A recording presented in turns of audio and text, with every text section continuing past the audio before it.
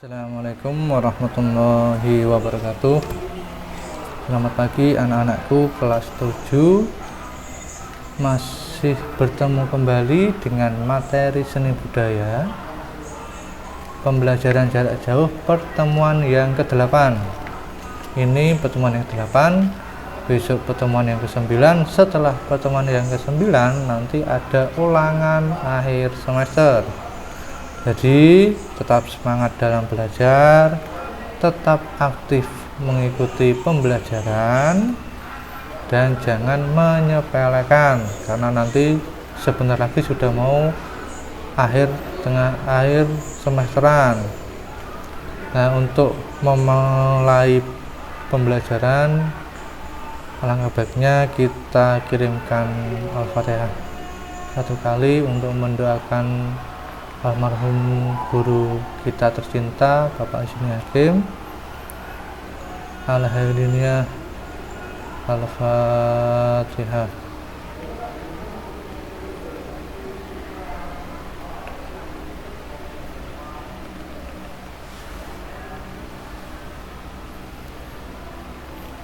Baik, selesai anakku.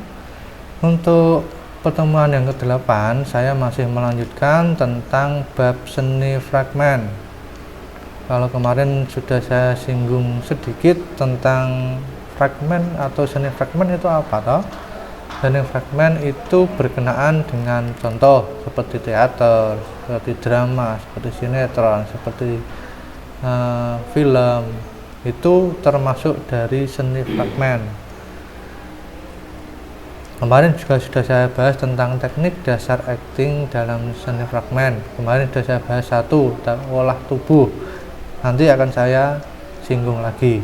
Nah, untuk pembelajaran yang pertemuan ke-8 ini, saya akan menerangkan tentang teknik dasar acting seni fragmen dan menyusun naskah fragmen. Nah, teknik dasar acting dalam teater atau seni fragmen adalah sangat berkaitan erat yang dengan namanya aktor atau pemain atau tokoh. Aktor adalah seorang yang memperagakan sebuah jalannya cerita sesuai dengan naskah dalam seni fragmen.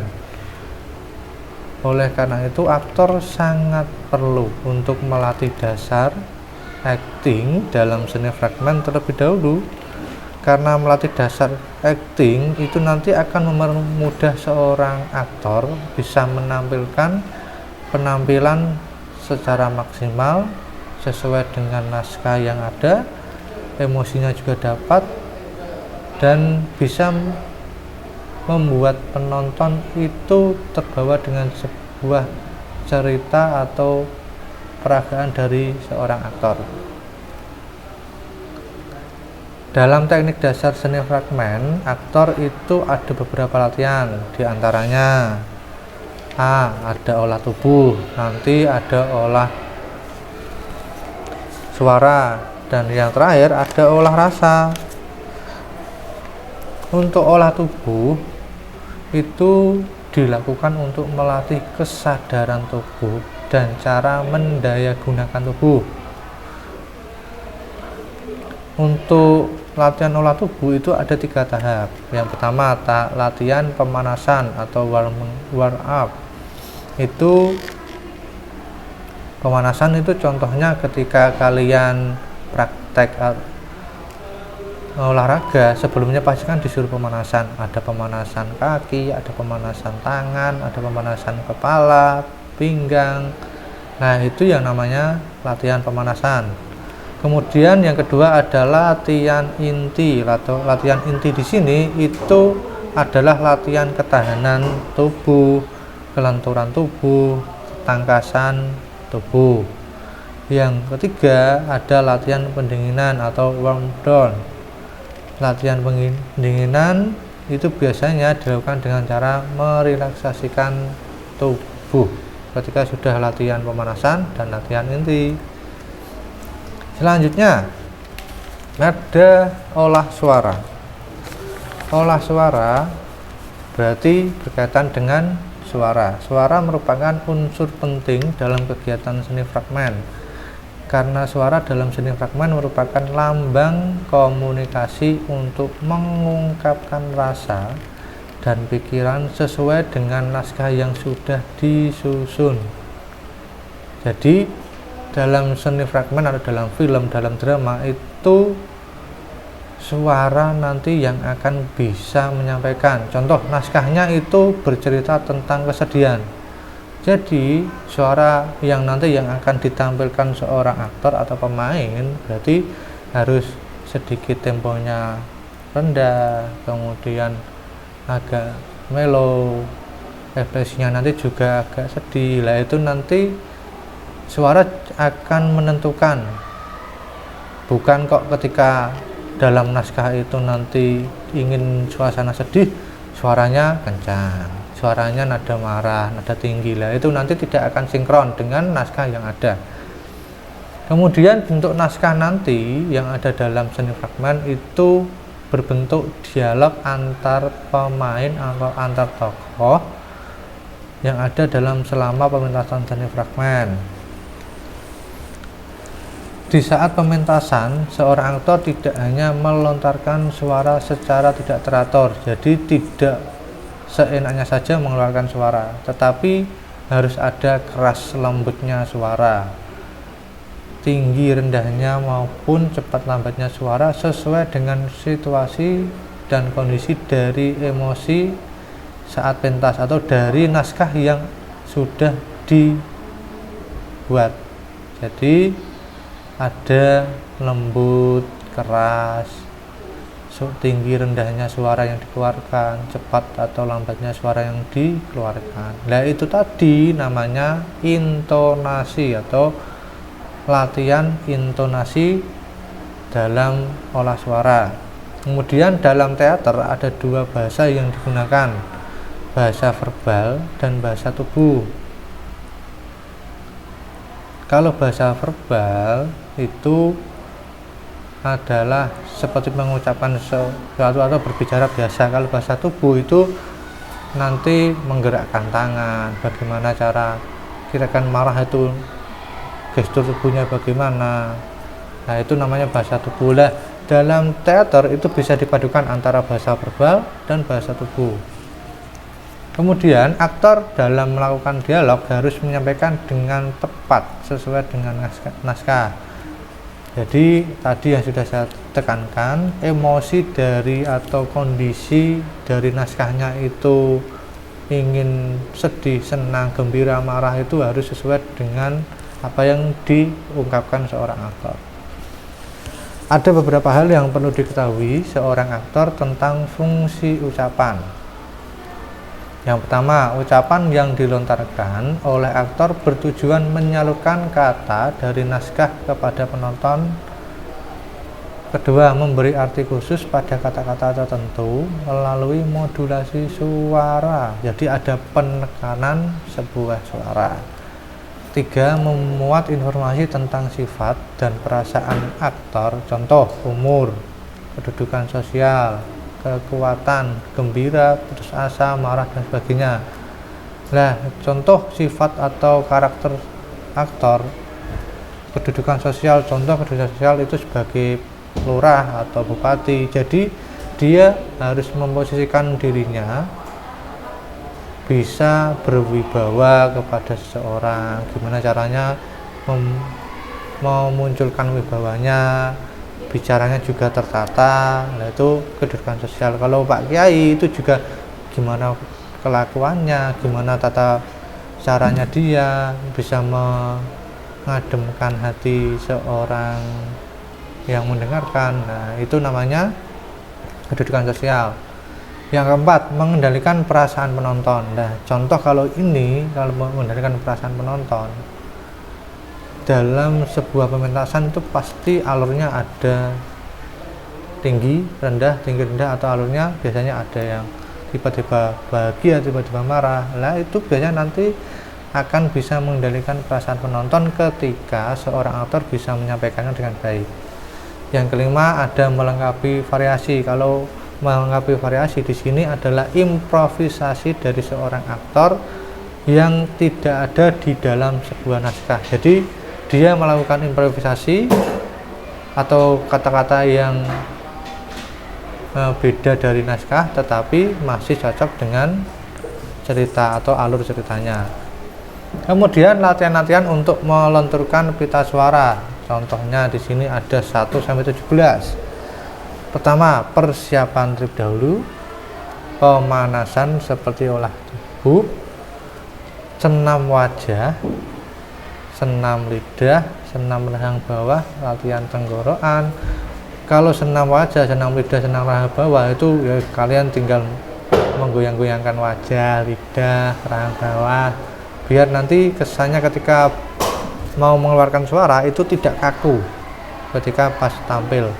Keenam, ada latihan tenggorokan. Di sini itu kalian ketika dalam seni teater pasti ada suara yang tinggi, suara keras ya, itu nanti biar ketika kalian melakukan suara yang keras itu tidak berbisik yang ke belakang. Biasanya kan ada orang yang ketika mengeluarkan suara keras tiba-tiba nanti batuk lah atau nanti setelah itu suaranya nggak bisa stabil lagi. Yang ketujuh, ada berbisik, bergumam, bersenandung, latihan pernafasan, latihan kejelasan diksi. Kejelasan di sini berarti kejelasan ketika pengucapan kata. A ya A, I ya I, O, D A, I, U, E, O itu jelas. 12, ada intonasi tadi, ada suara tinggi rendah, lembut atau tidaknya. Yang ke-14 tempo, 15 nada, 16 wicara, dan yang terakhir relaksasi.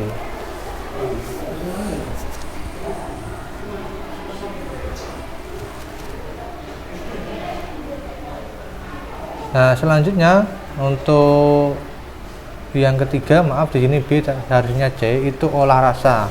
Aktor membutuhkan kepekaan sebuah rasa.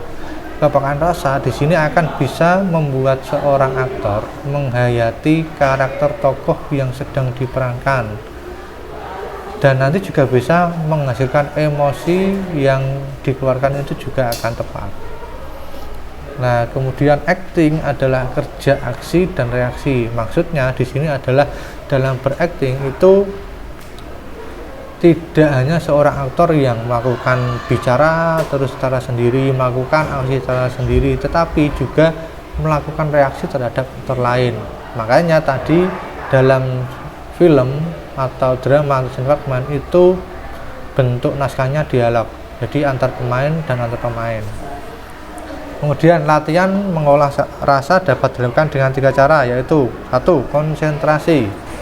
Pengertian konsentrasi adalah pemusatan pikiran atau perhatian. Semakin menarik pusat perhatiannya, maka akan semakin tinggi konsentrasi terhadap pusat perhatian tersebut. Contoh, saya ketika kuliah dulu pernah punya pengalaman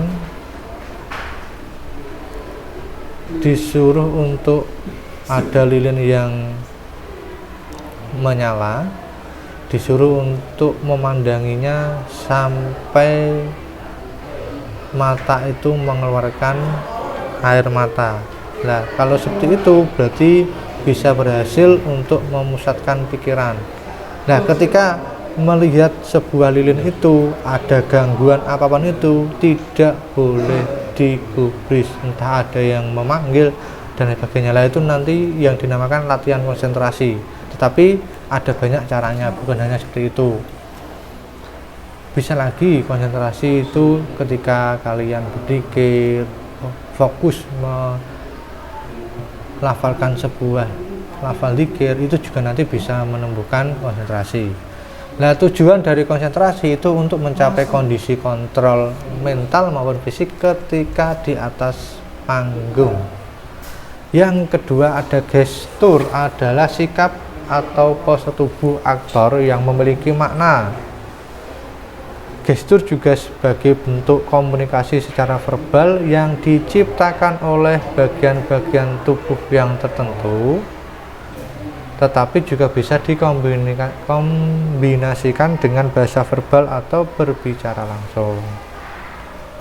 dalam gestur dan kata yang dikeluarkan harus sesuai atau selaras. Nah, untuk memanfaatkan atau manfaat dari mempelajari gestur adalah untuk bisa mengerti apa yang tidak bisa terkatakan seorang aktor, tetapi lawan mainnya itu bisa mengetahui apa yang ada dalam pikiran lawan bicaranya, sehingga nanti dialog akan hidup kembali. Nah, seperti contoh yang ada di gambar di bawah itu ketika Pak Jokowi marah-marah kepada menterinya. Nah, itu gestur dari tangan, dari mukanya itu kelihatan. Nah, itu namanya gestur. Yang ketiga ada imajinasi, adalah proses pembentukan gambaran baru yang ada di dalam pikiran seseorang, di mana gambaran tersebut belum pernah dialami sebelumnya. Kalau umur kalian kelas 7, contoh ada ketika adegan film kartun SpongeBob yang ada dalam kardus itu berimajinasi naik gunung dan lain sebagainya. Kemudian hal-hal yang perlu diperhatikan ketika berlatih imajinasi. Pertama, imajinasi menciptakan hal-hal yang mungkin ada atau mungkin terjadi, tetapi fantasi membuat hal yang tidak ada maupun tidak pernah terjadi. Jadi beda antara imajinasi dan fantasi. Yang kedua, imajinasi tidak bisa dipaksakan, tetapi harus bisa digali secara sendiri, sedikit demi sedikit. Yang ketiga, imajinasi tidak akan muncul dengan pikiran yang pasif, tetapi harus pikiran yang aktif. Jadi ketika kalian mau memunculkan imajinasi harus aktif. Gimana mengadakan, gimana kalau gini, gimana ya, kalau contoh tadi yang saya buat contoh ada adegan film atau kartun SpongeBob yang dalam kardus sama Patrick, dia pikirannya aktif. Oh, gimana ketika berpikir imajinasi mendaki gunung, sedang mendaki gunung. Jadi ya harus langkah suara berjalan bagaimana, tiba-tiba ada batu yang jatuh dan sebagainya. Nah, itu harus aktif dalam berpikirnya. Yang keempat, pikiran bisa disuruh untuk mempertanyakan segala sesuatu dengan konsep perandaian. Kemudian selanjutnya menyusun naskah seni fragmen. Naskah adalah bahan utama untuk memperagakan pertunjukan seni fragmen. Jadi naskah itu yang akan menentukan seseorang aktor bisa berdialog dengan aktor lainnya yang menjelaskan jalannya cerita. Teknik dalam menulis naskah di sini yang pertama ada menentukan tema. Tema merupakan unsur yang sangat penting dalam penulisan naskah, dalam baik puisi, prosa maupun drama, film dan sebagainya. Tema adalah gagasan pokok yang terkandung dalam seni fragmen yang ingin ditampilkan dalam sebuah pementasan. Contoh, kalian mau menentukan tema tentang persahabatan atau keluarga atau cerita masyarakat atau dan sebagainya.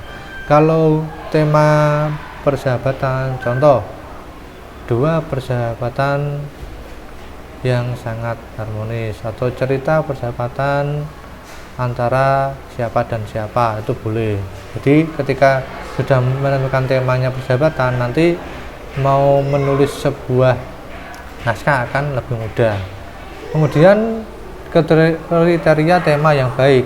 Yang A, ada aktual, kejadian yang benar terjadi atau nyata. B, tidak mengandung sara atau tidak menyinggung pendekatan antara suku, ras, agama, dan golongan. Jadi tidak menyinggung unsur-unsur sara. Yang C, memberikan suatu pembelajaran yang baik. Jadi ada amanat yang ingin disampaikan dalam sebuah pementasan seni fragmen. Yang D, menentukan alur cerita. Alur cerita di sini adalah urut-urutan kejadian dalam sebuah cerita. Nah, dalam alur cerita untuk ini ada alur mundur, ada alur maju, ada alur maju mundur, itu gimana nanti tinggalnya. Yang E, menyusun adegan. Nah, adegan di sini contoh tadi ketika ada adegan film tentang action atau film tentang balap dan lain sebagainya. Action contoh ada perkalian dan sebagainya lah, itu nanti akan yang F membuat dialog-dialog tokoh. Yang kedua, praktek memperagakan naskah seni fragmen untuk sebuah teater. Jadi ada beberapa yang harus dipersiapkan. Satu, naskahnya juga sudah harus jadi. Dua, tokoh-tokohnya yang memainkan harus sudah fix. Nah, tokoh-tokoh di sini itu dalam seni fragmen itu biasanya ada 3. Pertama, tokoh yang berperan antagonis, berarti dia perannya lebih ke arah yang jahat. Kemudian protagonis itu yang baik, tokoh-tokoh yang berperan baik, dan tritagonis itu adalah tokoh-tokoh yang menjadi penengah. Yang ketiga, properti yang mendukung. 4, kostumnya, dan kelima, tata letak panggung, bisa berupa lighting atau pencahayaan, sound, tata rias dan sebagainya. Nah, untuk pembelajaran yang ke-8 soalnya silakan buka LKS halaman 58 nomor 11 sampai 15. Nanti tinggal membuka Google Form, tinggal memilih jawabannya. Nah, untuk pertemuan yang ke-8 ini saya ucapkan sekian, tetap semangat dalam mengikuti pembelajaran. Sekian, assalamualaikum warahmatullahi wabarakatuh.